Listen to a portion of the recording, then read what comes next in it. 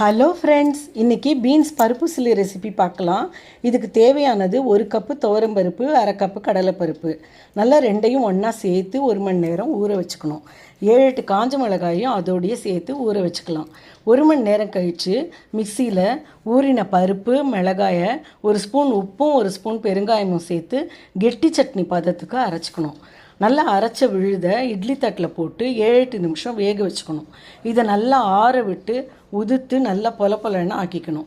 இதுக்கு இடையில் 200 கிராம் பீன்ஸை பொடி பொடியாக நறுக்கி உப்பு போட்டு வேக வச்சு எடுத்துக்கணும்.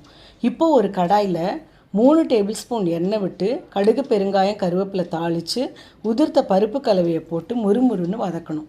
இப்படி வதக்கரிச்சு நல்லா கிறிஸ்பியாக வேணுங்கிறவங்க இன்னும் 1 ஸ்பூன் எண்ணெய் விட்டு நல்லா முறுமுறுன்னு ஆன பிறகு வெந்த பீன்ஸை சேர்த்து 3-4 நிமிஷம் வதக்கி எடுத்துக்கலாம்.